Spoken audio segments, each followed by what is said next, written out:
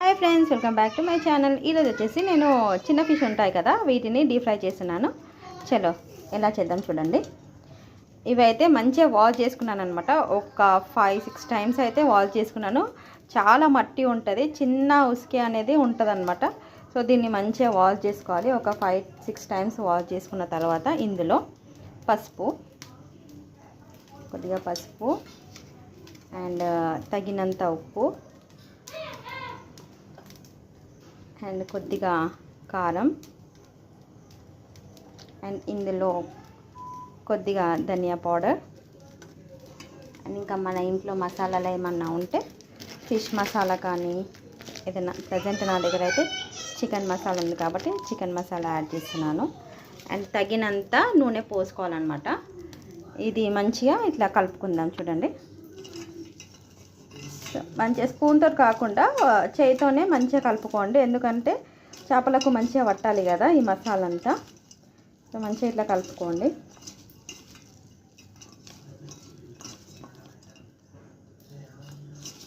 కారం ఎక్కువగా తింటే కారం మంచిగా వేసుకోండి.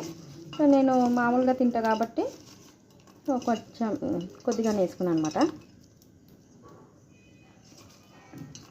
ఇది పేరు నాకు తెలియదు, కానీ మీకు ఏమన్నా తెలుసో నాకు కామెంట్ చేయండి, నేను కూడా తెలుసుకుంటాను ఏంటి పేరు అనేసి.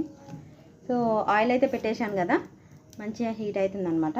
హీట్ అయిన తర్వాత మనం వీటిని కొన్నిగా వేసుకుందాము లోపల. చూసారు కదా, మొత్తం మంచిగా పట్టేసింది అనమాట. కొంచెం ఇందులో ఇంకా కొంచెం కారం వేసుకోవాలనిపిస్తుంది, కొంచెం ఇంకా కారం వేస్తున్నాను. మంచిగా కలిపేసుకుందాం ఇట్లా. అక్కడైతే ఆయిల్ హీట్ అయిపోయింది అనమాట.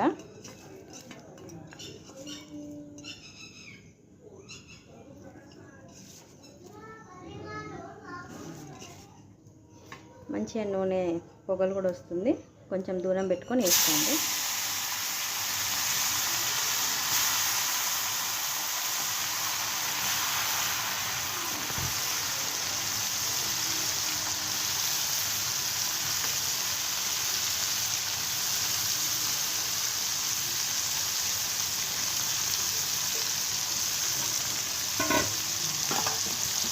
ఇది ఏంటంటే మంచిగా ఫ్రై కావాలన్నమాట.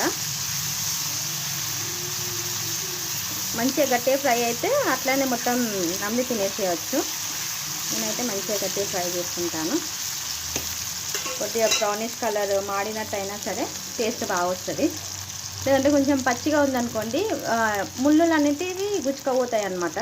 అంటే ఎక్కువ ముళ్ళులు ఉండవు, కానీ చిన్నపిల్లలు కనుక తింటే వాళ్ళకు గుచ్చుకుపోతాయి. కాబట్టి నేను ఏం చేస్తాను అంటే మంచిగా ఫ్రై చేసేస్తాను అనమాట. గట్టిగా ఫ్రై చేసేస్తే చిన్నపిల్లలు కూడా తినేసేయచ్చు. అలాగే మా ఇంట్లో చిన్నపిల్లలు ఉన్నారు కాబట్టి సో దీన్ని మంచిగా కడక్గా ఫ్రై చేసుకుంటున్నాను అనమాట. ఒక 5 మినిట్స్ అట్లానే పెట్టేద్దాం, మంచిగా దగ్గరికి ఫ్రై అయిపోతుంది. చూస్తున్నారు కదా, ఆయిల్ అయితే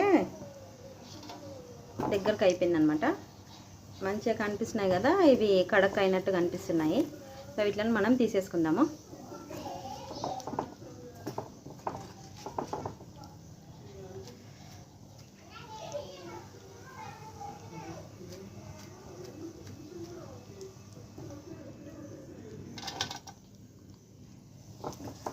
అన్ని ఇట్లానే తీసేసుకొని ఒక ప్లేట్లో వేసుకుందాం. మంచిగా ఒక ప్లేట్లో అయితే వేసేసుకున్నా, గ్యాస్ అయితే బంద్ చేసిన అనమాట. సో ఇదే నూనెలా కరివేపాకు అండ్ ఇట్లా కట్ చేసుకున్న పచ్చిమిర్చి వేసుకుందాం. ఇట్లా ఫ్రై చేసుకొని తింటే చాలా బాగుంటుంది అనమాట.